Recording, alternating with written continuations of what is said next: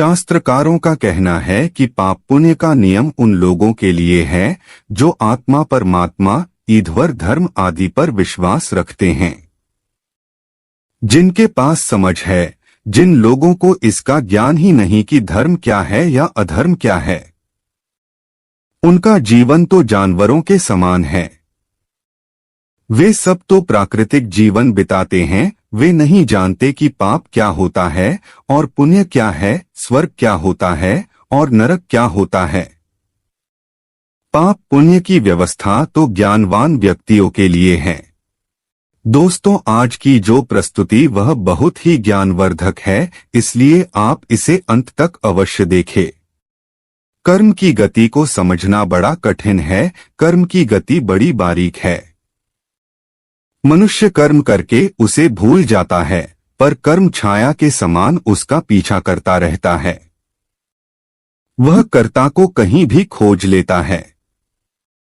जैसे 1000 गौएं खड़ी हों, उनमें बछड़ा अपनी मां को खोज लेता है। वह अपनी मां का ही दूध पीता है। दूसरी गाय के नीचे जाएगा तो गाय भी उसे लात मार देगी। वह प्रकृति का नियम है। वैसे ही कर्मकर्ता को खोज लेता है और उसी को फल देना शुरू करता है। यदि कर्म अच्छा हुआ तो उसका अच्छा फल मिलता है, और यदि कर्म बुरा हुआ तो उसका फल भी बुरा ही होता है। वैसे कर्म जड़ हैं, किंतु वह स्वचालित यंत्र के समान हो जाता है। कर्म अनंत हैं। इन सभी कर्मों को हम 2 हिस्सों में बांट लेते हैं। एक गांठ पाप की है और एक पुण्य की है। द्वे देह व कर्मणि वेदितव्ये पापस्य एको राशियः पुण्यकृतोपहन्ति तदिच्छस्व कर्माणि सुकृतानि कर्तुमिहैव ते कर्म कवयो वेद्यन्ते। अर्थात कर्म 2 प्रकार के हैं, एक राशि पाप की और दूसरी पुण्य की। ये दोनों एक दूसरे के विरोधी हैं, एक दूसरे को दबाते हैं। पाप अधिक हुआ तो पुण्य को दबा देता है और पुण्य अधिक हुआ तो पाप को दबा देता है। इसलिए हे मानव, तू अच्छे से कर्म करने की इच्छा कर। तू सदा पुण्य कर्म कर, और यह मरने वाला लोक कर्म भूमि है। कर्म यही किया जाता है। स्वर्ग में तो पाप पुण्य कर्म नहीं किए जाते, वहां तो केवल पुण्यों का फल भोगना होता है। और उन कर्मों का उपदेश तत्वद्रष्टा ऋषियों ने तुम्हारे लिए किया है। कहने का तात्पर्य कर्मों की 2 गांठें हैं। उन गांठों को यदि हम तराजू के पलड़े पर रखकर तौलने लगें तो जो गांठ भारी होगी उसी तरफ का पलड़ा झुक जाएगा। यदि पुण्य की गांठ भारी हुई तो पुण्य का पलड़ा झुक जाएगा, और यदि पाप की गांठ भारी हुई तो पाप का पलड़ा झुकेगा। इस प्रकार तराजू पर रखकर तौलने से पाप पुण्य के पलड़े ऊपर नीचे होते रहते हैं। अब प्रश्न है कि पाप कर्म कौन है और पुण्य कर्म कौन है, अथवा अच्छा कर्म कौन है और बुरा कर्म कौन है। इसकी सरल सी पहचान है कि जिस कर्म को करने से आत्मग्लानि पैदा हो वह पाप कर्म या बुरा कर्म है, और जिस कर्म के करने से मन में प्रसन्नता हो, मन खिल जाए, वह पुण्य कर्म है। पर यह परिभाषा भी संतोषजनक प्रतीत नहीं होती है। एक कसाई है, सैकड़ों भेड़ों को मारकर उनकी खाल भी उतार डालता है। यह बहुत निंदित कर्म है। हिंसावादी के लिए महापाप है, किंतु कसाई का मन प्रसन्न है कि आज मिट्टी मांस का ज्यादा पैसा मिलेगा। जानवरों को मारना उसके लिए घास काटने के समान है। अथवा अफ्रीकी लोग दुश्मन को मारने के लिए बंदूक से निशाने का अभ्यास करते हैं। किसी आदमी के सिर पर अंडा रखकर निशाना साधते हैं। अंडा फूट जाए, निशाना सही बैठ जाए तो बड़े प्रसन्न होते हैं। कर्म बहुत खतरनाक और प्राणलेवा हैं, किंतु वे बड़े प्रसन्न होते हैं कि हमारा सिपहसालार कितना निशानेबाज है।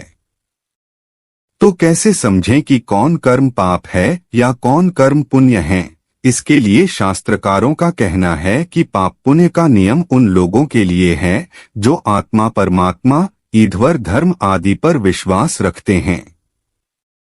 जिनके पास समझ है, जिन लोगों को इसका ज्ञान ही नहीं कि धर्म क्या है या अधर्म क्या है, उनका जीवन तो जानवरों के समान है। वे सब तो प्राकृतिक जीवन बिताते हैं, वे नहीं जानते कि पाप क्या होता है और पुण्य क्या है, स्वर्ग क्या होता है और नरक क्या होता है। पाप पुण्य की व्यवस्था तो ज्ञानवान पुरुषों के लिए है। मरने के बाद मनुष्य भोगने के लिए नया काम चलाओ शरीर प्राप्त करता है।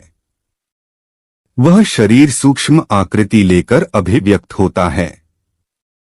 काटने पीटने पर वह न तो खंड खंड होता है और न ही मरता है। वह शरीर केवल पापों का फल भोगने के लिए होता है।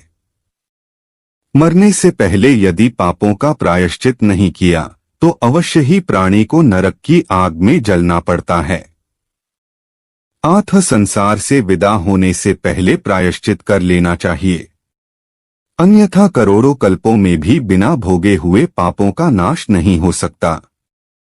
जो मन, वचन और शरीर के द्वारा स्वयं पाप करता है, दूसरों से कराता है तथा किसी के दुष्कर्म का अनुमोदन करता है, उसके लिए नरक ही गति है। अतः जो पाप पूर्ण कर्म हैं, जिनके कारण मनुष्य नरक के अधिकारी होते हैं, उनका संक्षेप में परिचय दिया जाता है। दूसरे की स्त्री को प्राप्त करने की इच्छा रखने वाला और पराये धन को हड़पने का संकल्प करने वाला, जो अपने मन में सदा दूसरों का अनिष्ट चिंतन ही करता रहता है तथा न करने योग्य विपरीत कर्मों में प्रवृत्त होने का दुराग्रह, ये 4 प्रकार के मानसिक कर्म हैं। ऐसे कर्म का यदि संकल्प भी कर ले तो उनका फल अवश्य मिलता है। वह मानव योनि से नीचे गिरता है। व्यर्थ की बकवास, ऐसी बातें जिनका कोई सिर पैर नहीं है। असत्य भाषण, कानों को कड़वी लगने वाली वाणी बोलना, सामने प्रशंसा और पीठ के पीछे निंदा चुगली करते रहना, ये 4 वाचिक वाणी के द्वारा किए जाने वाले पाप कर्म हैं। अभक्ष्य भक्षणन, खाने योग्य वस्तु को खाना, प्राणियों की हिंसा करना, व्यर्थ के कामों में अपनी जीवनी शक्ति को नष्ट करना, दूसरे के धन पर आंख लगाए रखना और उसे छीनने का प्रयत्न करना, ये 4 प्रकार के शारीरिक कर्म हैं। इस प्रकार के ये 12 पाप कर्म बताए गए हैं, जो मन, वाणी और शरीर तीनों साधनों के द्वारा संपन्न होते हैं। साथ ही जो व्यक्ति धर्म को नहीं मानते हैं, ईश्वर पर विश्वास नहीं रखते हैं, वे सब नरकों के सागर में गिरते हैं, क्योंकि धर्म का आचरण और ईश्वर का भजन ही नरकों से रक्षा करता है। पापी इनका आश्रय ही नहीं लेते, इसलिए वे निम्न स्तर की धारा में बह जाते हैं। जो शिव तत्व को कैसे प्राप्त करना है, इस मार्ग का उपदेश देने वाले शैव की, विष्णु प्राप्ति का मार्ग बताने वाले वैष्णव की तथा श्री कृष्ण की लीलाओं का उच्चारण करने वाले धर्मात्मा पुरुषों की खिल्ली उड़ाते हैं, वे अवश्य नरक में गिरते हैं। जो तप का आचरण करने वाले तपस्वी की, जिनसे तारक मंत्र लिया है, ऐसे गुरुजनों की और जिन्होंने पाल पोष कर बड़ा किया है, ऐसे माता पिता, ताऊ चाचा आदि की निंदा करता है, वह नरक में गिरता है। ब्राह्मण की हत्या करने वाला, शराब पीने वाला, स्वर्ण को चुराने वाला, गुरु पत्नी से सहवास करने वाला और इन 4 से संपर्क रखने वाला 5वीं श्रेणी का पापी, ये सबके सब महापात की कहे जाते हैं। इन सबको नरक में जाना होता है। सामान्यत प्रत्येक कर्म की उत्पत्ति मन, वचन और कार्य से मानी जाती है। विषय को समझने के लिए कहा जा सकता है कि हमारे मन में एक विचार का उत्पन्न होना किसी कर्म की प्रारंभिक अवस्था है, उस विचार की शब्दों द्वारा अभिव्यक्ति कर्म की द्वितीय अवस्था है तथा उसे कार्य रूप में रूपांतरित करना कर्म की पूर्ण अवस्था है। इसका मतलब यह हुआ कि प्रत्येक कर्म का उद्भव किसी न किसी विचार, वाणी तथा कार्य से होता है। अब बात करते हैं कर्म फल की, क्योंकि कर्म की गति ही कर्मफल को तय करती है। अमूमन लोग इस बात से सहमत होते हैं कि वे जैसे कर्म करेंगे उन्हें फल भी वैसे ही मिलेंगे, फिर भी अक्सर शिकायत करते रहते हैं कि मैंने तो ऐसा कोई कर्म किया नहीं, फिर भी मुझे अमुक फल मिला। यहाँ बात हो रही है अनपेक्षित कर्मफल की, क्योंकि अच्छे फल की प्राप्ति पर बात कम ही होती है। शिकवे शिकायत का दौर तो तभी शुरू होता है जब फल आशा के अनुरूप नहीं आते हैं। ऐसे लोगों को यह ध्यान रखना चाहिए कि कर्म का मतलब केवल कोई कार्य ही नहीं होता है, बल्कि मन में किसी विचार को उत्पन्न करना या होने देना भी कर्म है, और वाणी से भला बुरा कहना भी कर्म है। ईश्वरीय न्याय पर अंगुली उठाने से पहले यह जानने का प्रयास करना चाहिए कि हमने मन, वचन और कर्म के स्तर पर क्या क्या किया है। किसी भी कर्म के फल को जानने की दिशा में यह प्रथम सोपान है। एक विवेकशील व्यक्ति जैसे ही ऐसा करेगा, उसे अपने कर्म की गति का भान होने में देर नहीं लगेगी। कर्म की गति की समझ होने पर यह स्पष्ट हो जाता है कि कर्म की शुद्धता के लिए उसके बारे में विचार के स्तर से ही सावधान रहने की जरूरत है। यदि विचार के स्तर पर चूक हो जाए तो वाणी के स्तर पर कर्म गति को नियंत्रित करने की कोशिश हो सकती है। कर्म गति को अपनी इच्छा के अनुरूप बनाने का अंतिम अवसर कार्य के स्तर पर होता है। यह समझने योग्य बात यह है कि हमारे ये नित्य कर्म ही हमारे भाग्य का निर्धारण करते रहते हैं। भाग्य कोई हवा से अवतरित कराकर हमारे ऊपर नहीं थोप दिया जाता है। इसे हम ही अपने कर्मों द्वारा बनाते बिगाड़ते रहते हैं। हाँ, भाग्य निर्धारण में पूर्वजन्म के कर्मों का भी अपना योगदान होता है, लेकिन उस पर ज्यादा चर्चा करने से कुछ खास हासिल होने वाला नहीं है, क्योंकि इस जन्म में अपने पूर्वजन्म के कर्मों के बारे में करने को हमारे पास पश्चाताप के अलावा कुछ और होता नहीं है। लेकिन यह जरूर याद रखना चाहिए कि यह जन्म ही अगले जन्म के लिए पूर्वजन्म का काम करेगा। इसलिए इस जन्म के कर्म न केवल इस जन्म में हमें अच्छे फल प्रदान करेंगे, बल्कि अगले जन्म में पूर्व जन्मों के कर्मों का काम भी करेंगे। गीता के अनुसार जो कर्म निष्काम भाव से ईश्वर के लिए जाते हैं, वे बंधन नहीं उत्पन्न करते। वे मोक्षरूप परमपद की प्राप्ति में सहायक होते हैं।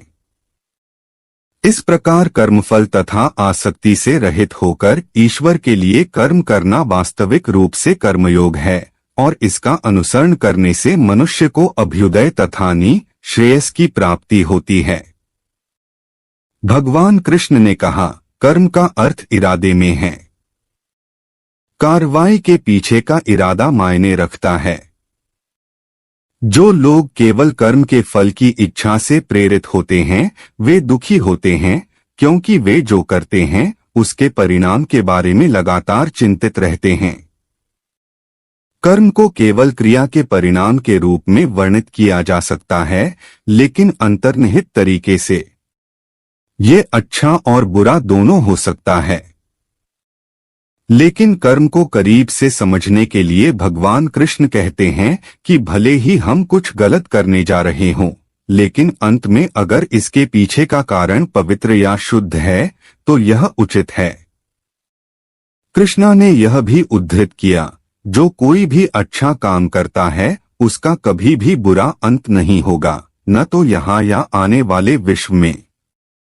जिसका अर्थ है कि जीवन का संतुलन हमेशा सही और गलत के बीच मापा जाना चाहिए, और व्यक्ति को हमेशा अपने कर्मों का भुगतान करना होगा। यदि किसी ने हमेशा जीवन के सही मार्ग का अनुसरण किया है और अच्छे और बुरे के बीच वास्तविक अंतर को समझा है, तो उसके साथ कभी कुछ भी बुरा